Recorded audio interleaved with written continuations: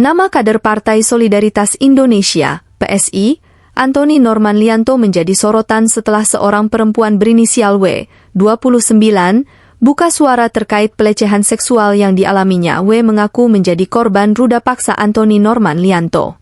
Peristiwa itu terjadi pada 5 Desember 2023. Peristiwa itu diceritakan W dalam sebuah video rekaman yang kemudian diunggah oleh akun TikTok B35STY pada Selasa, 26 Maret 2024, dan kemudian viral di media sosial. Setelah kasus dugaan pelecehan seksual itu terkuak, Antony Norman Lianto mengundurkan diri dari jabatannya sebagai Ketua DPD PSI Jakarta Barat. Antony Norman Lianto diketahui lahir di Tegal, Jawa Tengah pada 4 Mei 1992 sehingga saat ini, ia berusia 32 tahun.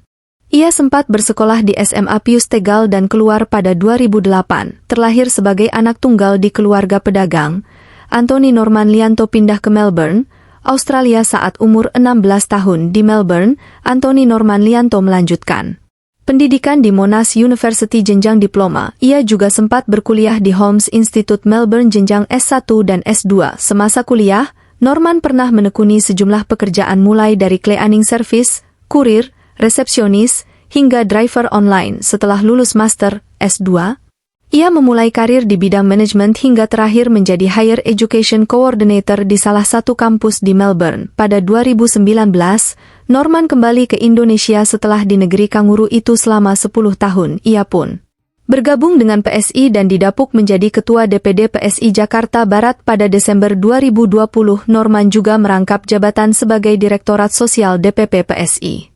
Gagal di Pileg 2024. Pada Pileg 2024, Norman mencoba peruntungannya dengan maju sebagai caleg DPRD Jakarta. Ia maju dari Dapil Jakarta 10 meliputi Kecamatan Palmerah, Taman Sari, Grogol Petamburan, Kebon Jeruk dan Kembangan Kotamadya Jakarta Barat. Hasilnya, Norman hanya mendapatkan suara sebanyak 9.500. Perolehan suara itu ada di urutan kedua di antara rekan separtainya. Dengan hasil ini, Norman gagal duduk di kursi empuk DPRD Provinsi Jakarta. Mundur dari jabatan.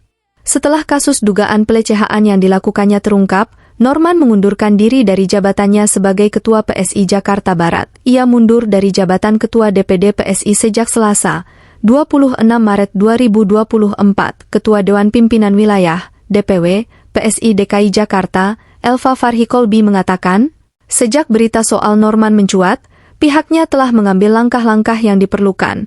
Sesuai dengan prosedur partai, Elva ingin menunjukkan bahwa partai berlogo mawar itu tak mentolerir tindakan kekerasan seksual dalam bentuk apapun dan terhadap siapapun.